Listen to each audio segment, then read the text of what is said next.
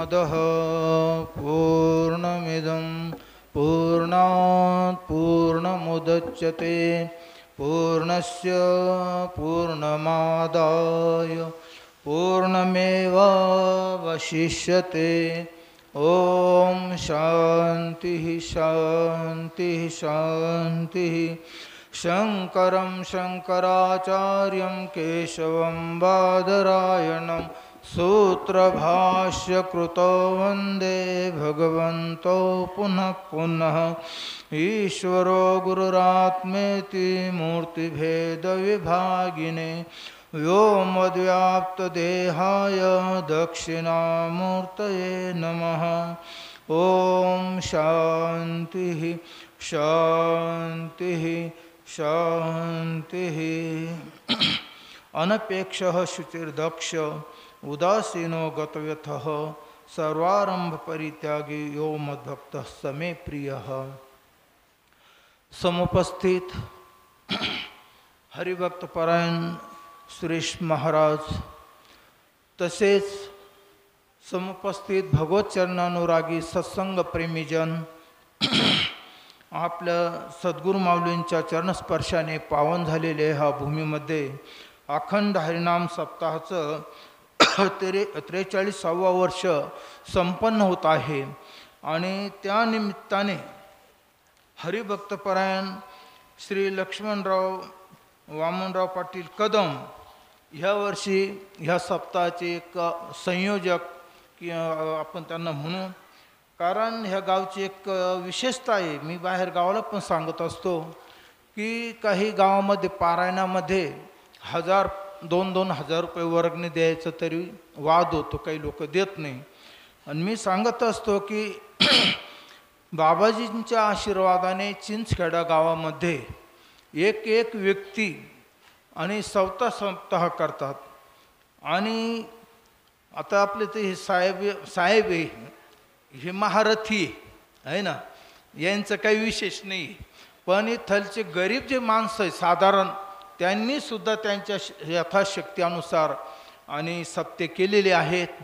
आणि कदम साहेब म्हणजे आता फार मोठी माणसं आहे. यांच्याबद्दल आता कदममध्ये मला वाटतं 3 इन्स्पेक्टर होऊन गेले वाटतं आहे ना, 3 गावाचं भाग्य. महारथी काही अर्धरथी असतात, काही रथी असतात, अर्धरथी असतात, काही महारथी असतात. महाभारतामध्ये आलं ना की 10,000 महारथीवर जो युद्ध करू शकतो या धनुर्धारी बरोबर त्याला महारथी म्हटलेलं आहे. असे म्हणजे त्याचे प्रकार सांगितले. तर असं तर बाबाजींचा आशीर्वाद गावाला लाभलेला आहे. बाहेर जर आपण पाहिलं तर आज पिण्यासाठी पाणी नाही आणि चारेसुद्धा होणार नाही, इतकी वाईट स्थिती आहे. पण आज आपलं जे गाव आहे खूप भाग्यवान म्हणावं लागेल. आता 8 दिवसापूर्वी इथं पाऊस झालेला आहे आणि आमच्या धोंडराम मामांचं काय ह्या गावावर प्रेम आहे. कोणत्याच पाहुण्या रावळ्याच्या गावाला नाही, पण अन्न म्हणजे 8 दिवस लय होत असतील या गावात. आणि गावाचंही त्यांच्यावर खूप प्रेम आहे. आता संबंधही खूप झाले, त्यांची इथं नाती होते, पण तरी बी ह्या गावावर विशेष प्रेम आहे त्यांचं. आणि 4 दिवसापासून मला म्हणे मी इथंच थांबलेलो आहे म्हणे असं. आणि त्यांना खूप गोडी लागल्या त्या मार्गाची. आणि खास तुम्हाला गायक जर आणायचे असले, जोड लावायचा असला तर मामाकडे जर कोणत्या गायकाला वाजवणाऱ्याला जोड लावायचं काम मामा करतात. असं चांगली गोडी लागली त्यांना या बाबतीत. तर असं सेवेसाठी जो हा श्लोक घेतलेला आहे श्रीमद भगवद्गीतेतील 12व्या अध्यायातील हा 16वा श्लोक आहे. आणि यामध्ये भक्तांचे लक्षणं सांगितलेले आहेत. श्रीकृष्ण भगवान म्हणतात मला कोण आवडतो. आणि भगवद्गीतेबद्दल तुम्हाला जास्त सांगायची गरज नाही आहे. ज्ञानेश्वर महाराजांनी काय म्हटलेले गीतेबद्दल, हे गीता नामविख्यात सर्व वाङ्मयाचे मथित आत्मा जेने हस्तगत रत्न होय. काय म्हटलं संत ज्ञानेश्वर महाराज 700 वर्षापूर्वी झाले आणि म्हणतात की हे गीता नामविख्यात. ते असं नाही म्हटले का मी भगवद्गीतेवर टीका लिहिली त्यानंतरही प्रसिद्धीला आलं, असं कधी म्हटले की ते. म्हणजे याचा अर्थ त्यांच्या अगोदर सुद्धा भगवद्गीतेचा प्रचार जगामध्ये झालेला होता.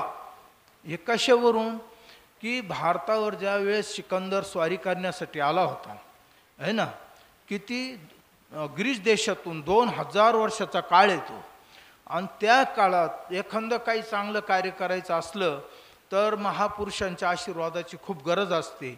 म्हणून त्याचा एक गुरु होता, त्याचं नाव तो सुकरात, आणि तो तत्वज्ञानी होता. काय होता? ब्रह्मज्ञानी होता. कशावरून तो होता? की ज्यावेळेस सिकंदराने सांगितलं की मी हिंदुस्थानावर स्वारी करण्यासाठी चाललो, मी त्या देशातून वापस येताना काय घेऊन येऊ, आणि मग त्यावेळेस तो म्हणतो, कहाँ सुकरा सुन राजन अगर जो तुम वहाँ जाना, हमारे वास्ते लाना तो एक ज्ञानी गुरु लाना, जिसका दिल है दरियाई जो है हर हाल मस्ताना. पहा, इतकं छान वाटलं मला ते कोणी कवीनं लिहिलेले हिंदीमध्ये. तर म्हणतात की हे राजन, तुला जर त्या देशातून आणायचंच असेल तर काय, एक ज्ञानी पुरुष घेऊन या म्हणे. आता विचार करा, काय काय पाहू राहिली, काय आणायचं त्या देशातून? कहाँ सुकरा सुन राजन अगर जो तुम्हाला, माझ्यासाठी काय एक ज्ञानी पुरुष. आता एखादी औरंगाबाद हे मुंबईला गेलो, तिथं वस्तू भेटतात, तसे ज्ञानी पुरुष कुठे भेटत आहे? कधी विक्रीला हे का कुठे? हा ज्ञानी म्हणून काही त्याच्या कपड्यावर लिहिलेलं असतं का? आणि तो गुरु म्हणतो शिष्याला की तिथून एक ज्ञानी पुरुष घेऊन या, है ना. आणि कसा पुरुष? जिसका दिल है दरियाई, म्हणजे ज्याचा समुद्रासारखं अंतःकरण मोठं आहे. समुद्र काही लहान आहे का? पृथ्वीवर म्हणतात का 70 का 71% समुद्र पाणी आणि 29% जमीन आहे ना. तर म्हणतात समुद्रासारखं ज्याचं विशाल अंतःकरण आहे, अशा ज्ञानी पुरुष जो है हरदम, तो म्हणजे त्याच्या मस्तीत राहणार आहे ना. कहाँ सुकरा सुना राज अगर जो तुम वहाँ जाना, हमारे वास्ते लाना तो एक ज्ञानी गुरुला, जिसका दिल है दरियाई जो है हर हाल मस्ताना, आपल्या मस्तीमध्ये राहतो. चहा गई चिंता मिटी मनवा बेपरवाह, जाको कछु न चाहिए जो जग शाहन शाह, आपल्या आत्मस्थितीमध्ये राहणाऱ्या पुरुषाला घेऊन या. यावरून काय सिद्ध झालं की ह्या आपल्या देशामध्ये मोठे ज्ञानी सिद्ध योगी झाले, आणि भगवद्गीतेचा त्या काळात फोन वगैरे काही नसताना तिथपर्यंत भगवद्गीतेचा प्रचार होता. आणि म्हणतात पुन्हा अजून काय आणू म्हणे, यदि हो सके राजन तो गंगा जल भी ले आना, जिसे मुनियों ने पी पी कर गहरे तत्व को जाना. जर आणायचं असत त्या देशातून तर गंगाजळ घेऊन या म्हणे, आणि जे गंगाजळ पिऊन आहे ना, आणि त्या आत्मतत्वाला ज्यांनी प्राप्त केलं, त्या ऋषीमुनींनी, ज्या साधू संतांनी, आणि असं पवित्र गंगाजळ घेऊन या. आता गंगा म्हटल्यानंतर आपल्या डोळ्यासमोर काय उभं राहतं? आपली नाशिक त्र्यंबकेश्वरवरून निघालेली आणि गौतमी गंगा. पण ह्या गंगेचं जळ नाही म्हटले ते. एक भगीरथ राजाने सकृदपि यस्य मुरारी समर्चा तस्य महकिं कुरुते चर्चाम, भज गोविंदम गोविंदम भज मूढमते. तर भगवद्गीतेचं आद्य शंकराचार्य 1200 वर्ष झाले त्यांना. संत ज्ञानेश्वर महाराजांना किती वर्ष झाले? 700 वर्ष झाले, आणि त्यांच्या अगोदर 500. आता त्यामध्ये इतिहासकारामध्ये मतभेद आहे. काही शंकराचार्यांचा आद्य शंकराचार्य म्हणतो बरं का, वर्तमान काळातले नाही, आद्य म्हणजे त्यांना 1200, काही म्हणतात 2000 वर्षाचा काळ झाला. म्हणजे विद्वानामध्ये त्याबद्दल मतभेद आहे. आणि त्या काळात त्यांनी लिहिलेला हा श्लोक की भगवद्गीता किंचित धीता गंगा जल कनिका पित्या, आहे ना. भगवद्गीता थोडी जरी तुम्ही रोज एक नाही 10 श्लोक 5 एक श्लोक वाचत नाही है ना, थोडी जरी वाचन केले म्हणे, आणि गंगाजळाचं आचमन जर केलं, आणि श्रीकृष्ण भगवान विष्णू भगवंताची जर पूजा केली तर यमराज सुद्धा त्यांच्याबद्दल चर्चा करायला घाबरतो. असं एवढं भगवद्गीतेचं गंगाजळाचं वर्णन कोणी केलं? आद्य शंकराचार्य भगवंतांनी ह्या श्लोकामध्ये. तर मग असं गंगाजळ तो सुकरात म्हणतो घेऊन या. पुन्हा यदि हो सके राजन तो बांस की बांसुरी भी ले आना, बजा कर मैं भी देखूंगा कि स्वर है कैसा मस्ताना. तर आज गोकुळाष्टमीच्या निमित्ताने सप्ताह, ज्या श्रीकृष्ण भगवंताला 5160 काही वर्ष झाले, त्या श्रीकृष्ण भगवंताच्या बद्दल ते म्हणतात की आणायचे असेल तर ते बांसुरी आणा. श्रीकृष्ण भगवंतांनी जी वाजवली, की जी वाजवल्यानंतर भागवतामध्ये फार सुंदर वर्णन आलेलं आहे की बांसुरी वाजवताना ज्या माता बहिणी गाईचं दूध काढीत असेल, स्वयंपाक करीत असेल, ज्या काही कामधंदा करीत असेल, त्या सगळ्या सोडून ज्या दिशेनं तो आवाज येत होता तिकडं जात होतं. म्हणजे एवढी जादू त्या बांसुरीमध्ये होती. आणि पुन्हा म्हणतात की अगर यदि हो सके राजन, म्हणजे तर गीता ग्रंथ भी लिहाना. 2000 वर्षापूर्वी सुद्धा गीतेचं नाव होतं. म्हणून संत ज्ञानेश्वर महाराज म्हणतात, हे गीता नाम विख्यात. म्हणजे मी लिहिली म्हणून प्रसिद्धी झाली असं नाही, माझ्या अगोदर सुद्धा हे नाव प्रसिद्धीलं होतं असं ज्ञानेश्वर महाराजाला यातून म्हणायचं होतं. कारण आद्य शंकराचार्याने 1200 वर्षापूर्वीच हिच्यावर भाष्य लिहिलं होतं. आणि जगद्गुरू मला रामानुजाचार्य, मध्वाचार्य हे तर ज्ञानेश्वर महाराज नंतर झाले. जे 5 वैष्णव संप्रदाय होते ना, मध्वाचार्य, वल्लभाचार्य, निंबार्काचार्य, हे जे द्वैतवादी वैष्णव होते, यांनी भगवद्गीतेवर आपल्या द्वैतवादाची पुष्टी सिद्धी करण्यासाठी तिच्यावर टीका लिहिलेली. आणि कर्म, भक्ती म्हणजे उपासना आणि ज्ञानकांड याच्यावर कोणा लिहिली? संस्कृतमध्ये आद्य शंकराचार्य भगवंतांनी, मधुसूदन सरस्वतीने लिहिली. पण आपल्यासारखे जे भोळे भाले, जे अज्ञानी, शिक्षण नव्हतं, ज्यांना कळत नव्हतं, संस्कृतचं ज्ञान नव्हतं, अशांचं कल्याण करण्यासाठी संत ज्ञानेश्वर महाराजांनी सरळ सोप्या भाषेत आणि ह्या भगवद्गीता कळण्यासाठी ज्ञानेश्वरी लिहिली. स्वतंत्र ग्रंथ नाही त्यांचा काही, हा ही गीता कळण्यासाठी ज्ञानेश्वरी लिहिलेली. आणि म्हणतात नृपती तुम भूल मत जाना कहाणी राम आरुषिता. म्हणजे रामायण पण घेऊन या म्हणतात, ते सुकरात म्हणतो. म्हणजे एवढी प्रसिद्धी त्या काळात आणि भगवद्गीतेची होती. आणि सर्वोपनिषदो गावो दोग्धा गोपाल नंदन पार्थो वस सुधीर भोक्ता दुग्धम गीतामृतम महत. तर उपमा काय दिली? सर्वोपनिषदो गावो, हे जणू काही गीता म्हणजे उपनिषदच एक प्रकारे आहे ना. आणि त्या उपनिषद रूपी गायीचं दूध प्यायला वास्त्र कोण आहे? अर्जुन आहे. आणि दुहिणारा कोण आहे? श्रीकृष्ण भगवान आहे. तर अशी ही महान गीता म्हणून म्हटलेले ज्ञानेश्वर महाराजांनी एका ठिकाणी, बाप बाप ग्रंथ गीता, जो वेदी प्रतिपाद्य देवता तो श्रीकृष्ण वक्ता जे ग्रंथी. काय म्हणतात? बाप बाप ग्रंथ गीता, जो वेदी प्रतिपाद्य देवता, वेदाने ज्याचं प्रतिपादन केलेलं आहे, वेदी प्रतिपाद्य देवता, तो श्रीकृष्ण वक्ता ये ग्रंथी. म्हणजे गीतेचे वक्ता आहे आणि ज्याचं प्रतिपादन वेद करतात. पहा, वेदांचा प्रतिपाद्य विषय कोण आहे? कृष्ण भगवान आहे. प्रतिपादक कोण आहे? वेद आहे. आणि प्रतिपाद्य श्रीकृष्ण भगवान. आणि ते श्रीकृष्ण भगवान इथं गीतेचे वक्ता आहे. हे एक विशेषता आहे. असं आहे. तर असा हा जो महान ग्रंथ आहे. आणि समाजामध्ये 2 प्रकारे माणसाचे, एक दैवी संपदाने युक्त आणि एक आसुरी संपदेने. आणि जे भगवंताची भक्ती करतात हे दैवी संपदाने युक्त माणसं. आता तुम्हाला खरं सांगायचं म्हणजे आपण कसे, प्रत्येकजण कोणाला काय म्हणतो, मी चांगला आहे, प्रत्येक दुसरा हा तसा तो तसा नाव ठेवतो ना दुसऱ्याला. पण भगवान कृष्णाने 2 अध्याय असे दिले भगवद्गीतेत, आपण मी त्याला आरसा म्हणतो. 14वा अध्याय आणि 16वा अध्याय. आपण किती चांगले हे वाईट आहे, आपण दैवी संपदाने युक्त आहे की आसुरी संपदाने युक्त आहे, आपण राक्षस आहे का देवता आहे का मनुष्य, हे जर ओळखायचं असेल तर कोणत्याही ज्योतिषाकडे जायची गरज नाही, भविष्य पाहण्याची भाग्य. तर श्रीकृष्ण भगवंताने आपल्याला तो 2 अध्याय आरसा दिला. कसा? की त्यामध्ये आसुरांचे लक्षणं सांगितले. 16 अध्याय सांगितले ना महाराज. दैवी संपदाने युक्त महापुरुषाचे लक्षणं सांगितले. अभयम सत्वसंशुद्धीर ज्ञान योग व्यवस्थिती दानम दमश्य आहे ना. तर त्याच्यावर बरीचशी लक्षणं दैवी पुरुषाचे सांगितले 16 अध्यायामध्ये. आणि जो राक्षसी दर्पो दंभोभिमानस्य क्रोध पारुष्यमेवच अज्ञानम चाभिजातस्य आहे ना. तर हे आसुरी संपदावाल्याचे घमंडी, दर्प, क्रोधी, तमोगुणी असा असलेला जो माणूस हा राक्षस. आता आपण रावणाबद्दल काय म्हणतो?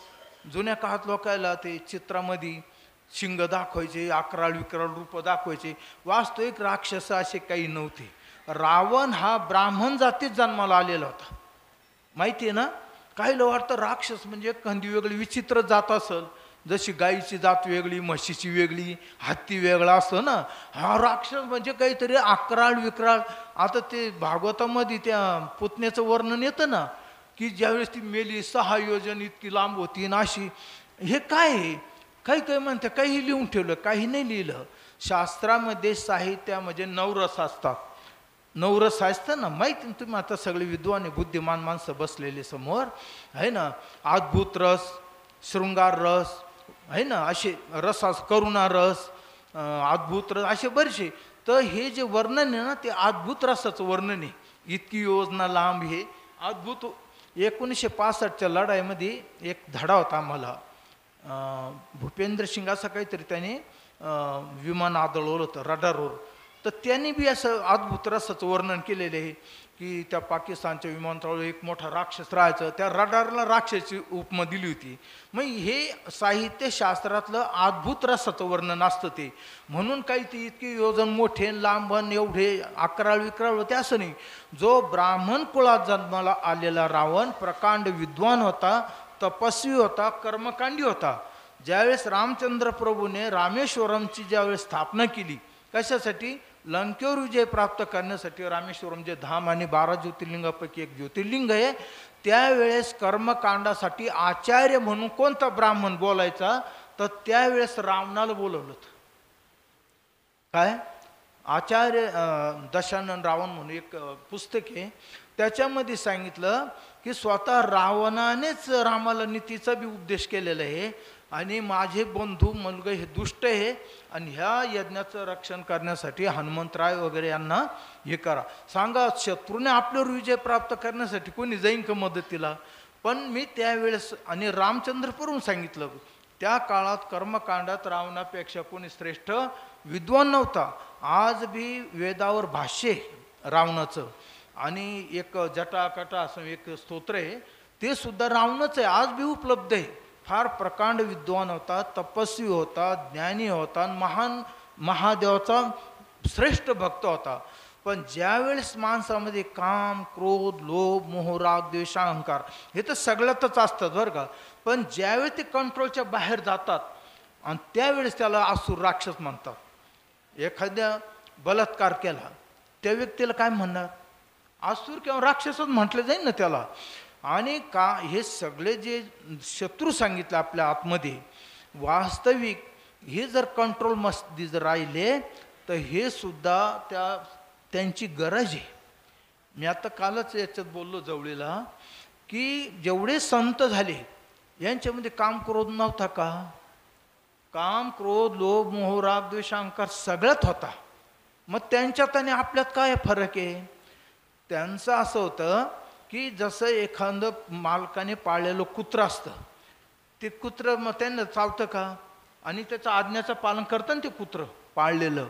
तसे हे काम, क्रोध, लोभ हे संतांच्या ताब्यात होते.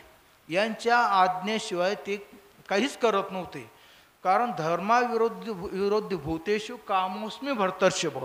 भगवान श्रीकृष्णाने गीतेमध्ये कामाला विभूती मानलेले आहे. जो धर्माच्या विरोधात काम नाही, काम नसेल तर प्रजा उत्पत्ती होईल का? सृष्टीची जी उत्पत्ती होती काम असल्याशिवाय होईल का? नाही. संत एकनाथ महाराज मध्ये काम नव्हता का? होता. त्यांना मुलं बाळ झाले नाही का?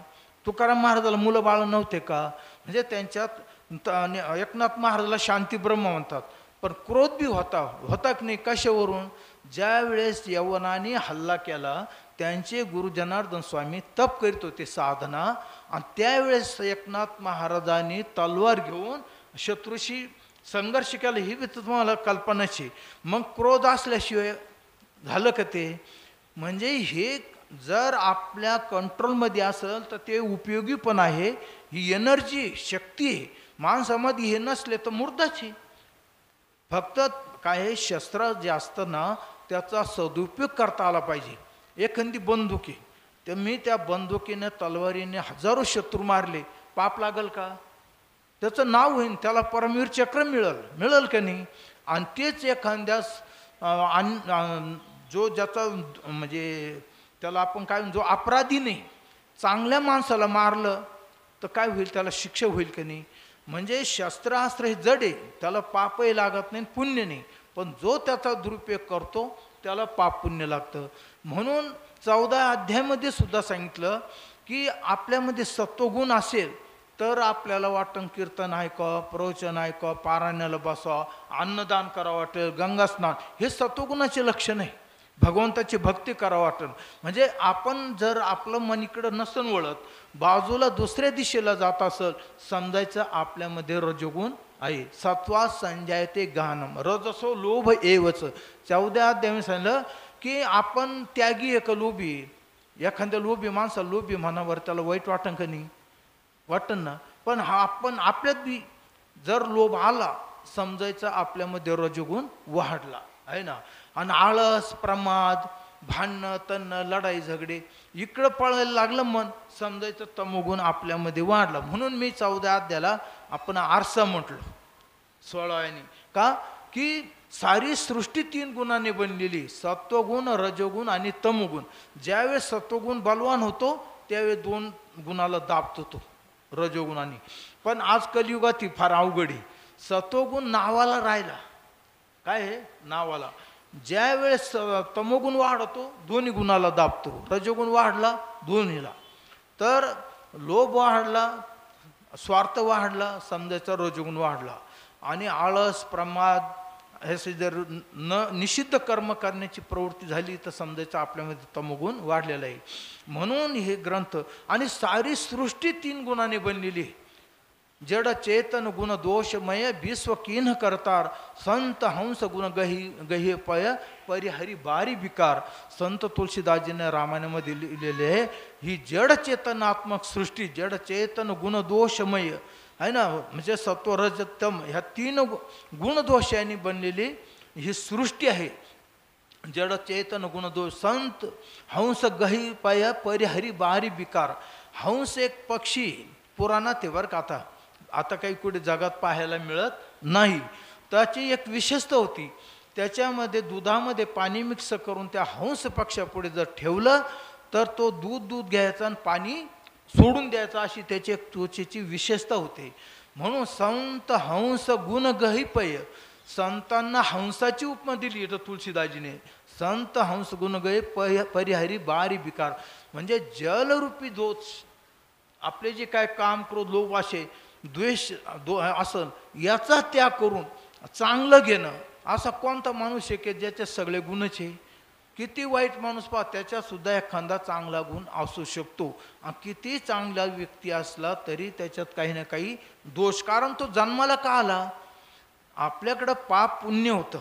आणि म्हणतात ना, ऊर्ध्वं गच्छन्ति सत्वस्था मध्ये तिष्ठन्ति राजसा, जघन्य गुणवृत्तीस्था अधो गच्छन्ति तामसा म्हटलेले आहे. की ज्यावेळेस सत्वगुण जास्त होईल, पुण्य जास्त होईल, तो वरच्या लोकाला जातो. कोणत्या? शेवटचा लोक आहे सत्य ब्रह्मलोक. 7 लोक आहे ना, खाली 7 आणि वर 7 आहे. तर सगळ्यात वरचा शेवटचा लोक आहे कोणतं? आहे ब्रह्मलोक. शुद्ध पुण्यात्मा जो असेल तो त्या लोकाला जातो. ऊर्ध्वं गच्छन्ति सत्व असतात, त्याच्यापेक्षा कमी पुण्य असेल स्वर्गामध्ये जातो. आणि पाप पुण्य समान जर असेल तो मनुष्य योनीमध्ये जन्माला येतो. आणि पापच जास्त असेल, पुण्य कमी असेल तर कुठे? अधो गच्छन्ति तामसाहा, तो अधोगती नरकात जातो. म्हणजे पशु, पक्षी, कुत्रे, मांजरं याला नरक म्हटलेले आहे. अशा योनीमध्ये तो तमोगुणी व्यक्ती जातो. मग आपल्याला आपण कुठे जायचं हे आपण ठरवायचं आहे, आपल्या हातात आहे. ईश्वराने सगळी सृष्टी बनवली, जेवढं स्वातंत्र्य मनुष्याला भगवंताने दिलं एवढं कोणत्याही प्राण्याला दिलेले नाही.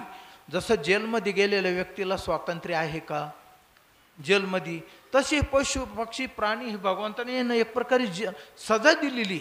तुम्हाला मनुष्यात जन्म दिला त्यावेळेस तुम्ही कुठे सप्त्यामध्ये दान धर्म नाही केला, कधी कीर्तन नाही, प्रवचन नाही, काही नामस्मरण नाही, भगवंताची भक्ती नाही केली, म्हणून भगवंताने त्यांना काय केलं, ती एक शिक्षा आहे त्या योनीमध्ये जन्म. वृक्ष वगैरे हे सुद्धा जीव आहे ना. शास्त्रज्ञाने संशोधन केलं, वृक्षामध्ये सुद्धा जीवात्मा आहे हे सिद्ध केलेले आहे आणि ऋषीमुनींनी तर मानलेलंच आहे.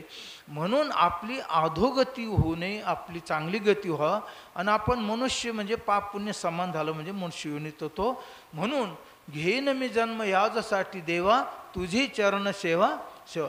हे देवा मला जन्म तर नकोच आहे आणि दिला तर तुझीच भक्ती करण्यासाठी मला जन्म ते दे. नाही तर जन्माचे मृत्यूचे तर काय वर्णन संतांनी केलेले भयानक. शरीर काही शरीर उत्तम चांगले तुकाराम महाराजच म्हणतात. पुन्हा म्हणतात शरीर दुःखाचे कोठार, शरीर रोगाचे भांडार, शरीर दुर्गंधीची थार, नाही अपवित्र शरीर आयशे. शरीराचं खरं सांगा किती सुंदर शरीर आहे आणि रोग लागला बिमारी लागलं त्या माणसाला पाहतं त्याच्याकडे. शरीर दुःखाचे कोठार, रोगाचे भांडार, दुर्गंधीची थार, नाही अपवित्र शरीराचे. एखादा म्हातारा माणूस बिमार झाला आणि 2-5 वर्ष जर लोळायला सगळे म्हणतात कधी मरली. त्या शरीराला माणसं खरं सांगा आपण शरीरावर प्रेम करतो का कोणावर करतो? जर शरीरावर मनुष्य प्रेम करीत असेल तो ज्यावेळेस त्याचा जीवात्मा निघून जातो आणि तो समोर दिसतो ना. आपण जर म्हणतो कळत ना का आपण चुकीनं मानतो का हा शरीरावर प्रेम करतो, पण प्राण निघून गेला असताना त्या शरीराचं सगळे किती घाई करतात. नाही नाही याला लवकर काढा. अरे हा कोणाचा पती आहे, कोणाचा बाप आहे, कोणाचा मुलगा असतो तो, मग एवढी घाई का? इतकं त्याने तुम्हाला सांभाळलं मोठं केलं, पण किंमत कशात आहे? जोपर्यंत शरीरामध्ये प्राण आहे, सूक्ष्म शरीर आहे, 5 ज्ञानेंद्रिया, 5 कर्मेंद्रिया, 5 प्राण, मन बुद्धी हे 17 तत्वाचं सूक्ष्म शरीर आहे, तोपर्यंतच ह्या शरीराला किंमत आहे. आणि तो जीवात्मा आत्माने जातेत बरं का. आत्मा येत बी नाही, आत्मा जातो व्यापक आकाशासारखा. कोण जन्माला येतो आणि कोण मरतो? शरीराचाच जन्म होतो आणि शरीरच नष्ट होतं. सूक्ष्म शरीर सुद्धा उत्पन्न होत नाही, नष्ट होत नाही. सूक्ष्म शरीर सुद्धा कधी नष्ट होतं? ज्या वेळेस त्याला आत्मज्ञान होईल, आत्मज्ञानाने आज्ञा नष्ट होईल तरच हे सूक्ष्म शरीर नष्ट होतं. नाही तर अनंत कल्पयुग, किती युग जाऊ द्या कल्पचे कल्प, तरी सूक्ष्म शरीर सुद्धा आज्ञेनं जळत नाही, कशाने नष्ट होत नाही. आत्म्याचा तर विषय सोडून द्या, सूक्ष्म शरीर सुद्धा आजपर्यंत शास्त्रज्ञाला इतकं संशोधन साधन नाही आहे. चंद्रावर सूर्यावर कुठे कुठे चालले आणि त्यांना सुद्धा ह्या शरीरातून काय निघतं आणि काय शरीरात येतं कुठलं हे अजून काही शोध लागलेला नाही. म्हणून आता अणुपरमाणूचं संशोधन झालं आणि हा जीवात्मा आहे कसा नेमका याचा अंदाज नाही. आणि योगी लोक मात्र याला धरतात. जर शरीरातून प्राण जीवात्मा निघाला, योगी लोक त्याला पाहू शकतात हा नरकात चालला का स्वर्गात चालला, एखाद्या आकाश मार्गाने देवता चालली का, हे योगी लोक ते सगळं पाहू शकतात. देवतांना भूत प्रेत ह्या सगळ्या योनीला. पण सर्वसामान्य माणसं नव्हे, शास्त्रज्ञाला सुद्धा ह्या सूक्ष्म शरीर कळालं नाही. आणि या सूक्ष्म शरीराच्या 1000 पट ते अतिसूक्ष्म आत्मा नावाचं जे तत्व म्हणतं ना, ते येत बी नाही जात नाही. आणि मग जन्म कोणाचा होतो? ते मरत नाही. ह्या शरीरातून गेलं त्या शरीरात गेलं, तिकून म्हणते ही माझी पत्नी, हा मुलगा, भाऊ. सांगा प्राण गेल्यानंतर कोण राहतं? कोणी संबंधी? म्हणून आपुला तो देव एक करून घ्यावा, तेने विना जीवा सुख नाही. एकच भगवंत खरा आपलं कल्याण करणार आहे, बाकी ह्या जगामध्ये कोणी नाही.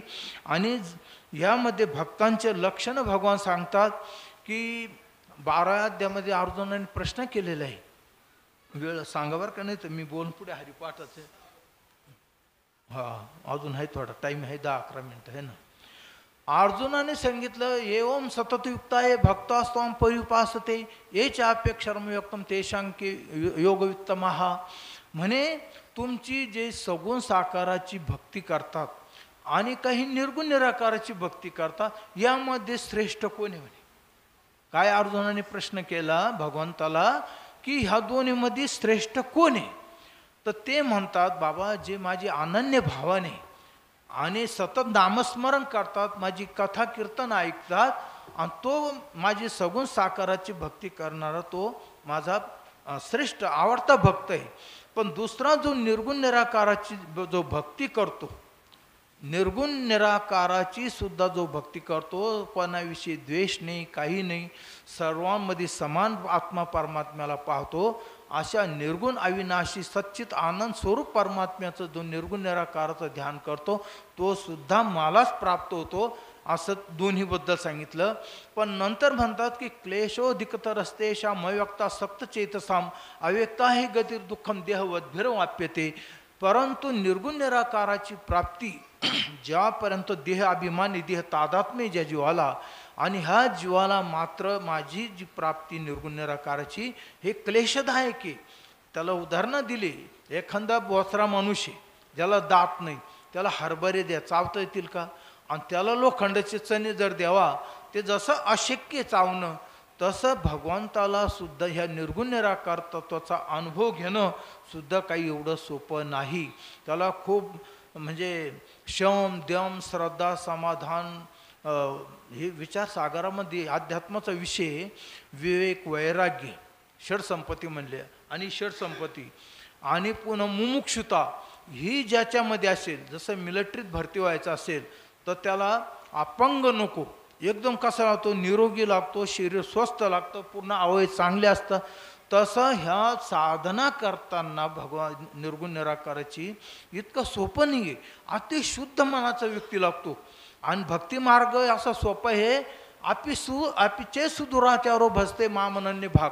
पाप्यातला पापी जरी असला तो जर मला शरण आला तर तो साधू त्याला म्हणा है ना, साधू मंतव्य म्हटले ना, तर तो सुद्धा पाप्यातला पापी सुद्धा. आधी तो दुराचारी म्हटलेले, किती पापी होता वाल्मिकी ऋषी वाल्या कोळी, पण भगवंताच्या नामस्मरणाने संताच्या संगतीने तो सुद्धा एक असा महान ऋषी झाला की ज्याचं रामायणात जगामध्ये वाल्मिकी रामायण प्रसिद्ध आहे.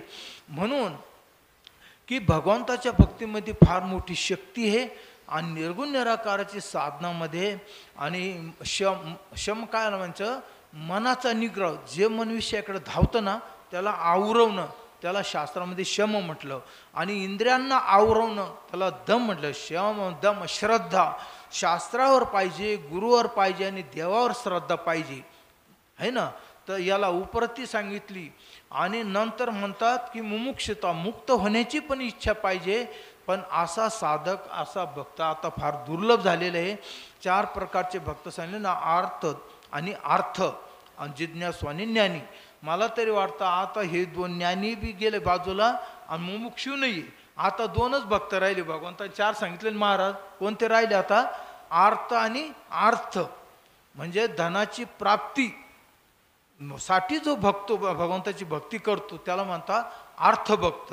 आणि काही संकट दुःख बिमाऱ्या, लग्न होत नाही मुलाचं मुलीचं, अशा काही जे कामना इच्छा असतात त्या विघ्न येऊ नये, काही संकट येऊ नये, त्याला अर्थभक्त म्हणतात है ना.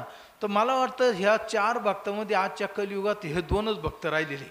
एक तो धन ऐश्वर्य संसार चांगला चालवा याच्यासाठी. आणि तुमचं ऐकणाऱ्याचं नाही म्हणतो बरं का, आमचे महाराज लोकांचेच पाकिट लई वाढले आता है ना. पाकिट ठरवल्याशिवायच कीर्तनाला येत नाही. काय कसं काय परमार्थ? मी म्हणतो तुम्ही चांगले आमच्यापेक्षा. आम्ही तुम्हाला वैराग्याच्या त्यागाच्या गोष्टी खूप सांगू, पण आम्ही पहिलं पाकिट उचकून पाहतो किती. एक तर ठरवूनच घेतल्या जातं अगोदर. काही प्रसिद्ध महाराजांनी वापिस फोन केले, कमी दिले. काय परमार्थ? तुकाराम महाराज नाव घ्यायचं तरी अधिकार राहिलेलं आहे का आम्हाला? सगळे महाराज नाही बरं का, सगळे नाही. सुरेश महाराजबद्दल मी ऐकलेलं आहे की जे दिलं ते घेतात, पैसे घेऊन असं नाही. पैशाशिवाय कोणाचं, आम्ही संन्याशी आमचं नाही, त्यांना तर घरवाली येऊ न द्यायची नाही घरात. सोपं नाही ना, ज्याला संसार आहे आणि त्याला पैसे घ्यावं लागेल का नाही? एक महाराज म्हणे, आज हे लोक हॉटेलमध्ये जात्या 3 स्टार 5 स्टार इतके पैसे उडीत्या, मग आम्हाला जरी 30,000 40,000 दिलं यांचं कुठे बिघडतं? त्यांचं खरं आहे ना ते महाराज जे बोलले, खरं आहे की नाही? जर काही हॉटेलीमध्ये एवढे पैसे घालतात, मग एखाद्या दिले थोडी वाढवतं, काही बिघडलं का? हा एक प्रश्न. एवढं फक्त मागू नये. मागितल्यानं काय होतं, किंमत बी जाते. आणि न मागतं माझं मत लोक जास्त देतात. आता मला गायन येत नाही, तुम्हाला माहिती. सगळ्यात अडाणी साधू जर असेल तर मी असं. नाचता येत नाही, गाता येत नाही, वाजवता येत नाही, आहे की नाही महाराज? कोणतंच गुण नाही माझ्यामध्ये, निर्गुण निराकार. पण तरी लोक बरं तुम्ही म्हणशाल मग बाबा गंडेतोडी करीत असेल काही बाहेरचं पाहत असेल म्हणून लोक पैसे द्या. आता भक्तनिवासाला एवढे पैसे दिले म्हणले हो. आता आप्पा काकानं 5,000 दिले, नवनाथ भाऊनं 5,000 दिले, कांत्या भाऊनं 5, अजून ज्याच्या शक्तीनं चिचखेड्याचे मंडळी जवळी परिसरानं केलीच मदत भक्तनिवासाला. मग हे द्याते म्हणजे काहीतरी यांना सांगा त्या काहीला असंही वाटत असं. पण गंड्यातोडेने कुठलं बाहेरचं नाही, काही करत नाही मी. फक्त बाबाच्या आशीर्वादाने आपलं चालू आहे खरं सांगायचं. नाही तर खरं मला काहीच येत नाही. म्हणजे काही येत नाही म्हणजे तुम्हाला जे पाहिजे ते येत नाही बरं का. हां, हे बी लक्षात ठेवा. म्हणजे मला जे पाहिजे माझ्या पुरतं. रामकृष्ण परमहंस म्हणायचे शत्रूला मारण्यासाठी तोफा, रणगाडे, फायटर जेट, मिसाईल, परमाणु बॉम्ब लागतं ना. स्वतःला मारण्यासाठी काय पाहिजे? एक एवढा चाकू जर असला ना म्हणे मरायला काय लागतं? काहीच नाही म्हणे. दुसऱ्याला सांगायसाठी बलतं करून ठेवावं लागतं. महाराजाला आळंदीला जा इतकं शिकाय ह्या संस्थेत शिकून आले ते त्यांच्यासाठी नाही केलं, तुम्हाला सांगण्यासाठी एवढं त्यांनी कष्ट घेऊन. आणि गायन असो आहे ना, मृदंग वाजायचा असो, कीर्तन करतात, म्हणजे हे जे एवढे काही करतात हे दुसऱ्यासाठी.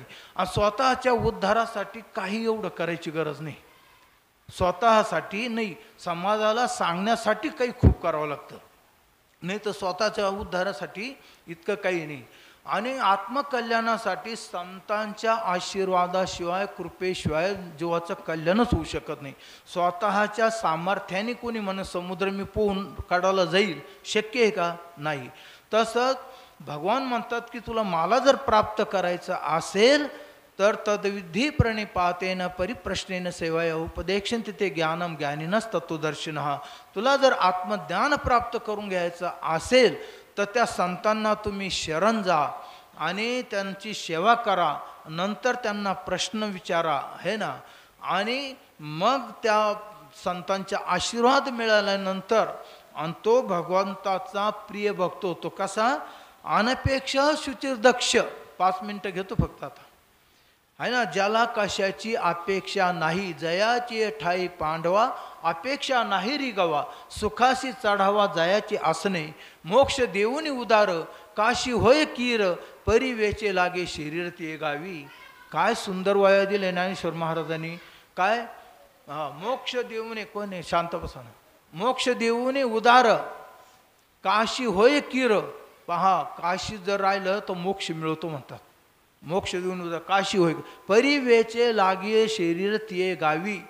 तर मोक्ष पाहिजे तर जीवनभर तिथं मेलं तर मोक्ष मिळतो. काही माणसं गेले म्हणे आणि कुठला तरी फोन आला आणि तिकडं बाहेर निमतानं गेला आणि गेला, 10-20 वर्ष राहिला. म्हणजे एवढं सोपं नाही काशीत राहून. तर जर मोक्ष पाहिजे तर काशीत जीवनभर तिथं मेला तर मोक्ष. मोक्ष देऊन उदार काशी होय, परिवेचेला शरीर हिमवंत दोष खाये, परिजीवित्वाची हानी होय, तैसे शुचित नव्हे सज्जनांचे. हिमालयात राहिल्यावर पाप नष्ट होतं. काय होतं? पण पावलं पावलं मूर्तीचा खतरा आहे महाराज. मी 1982ला 1 वर्ष राहिलो हिमालयामध्ये गंगोत्रीला.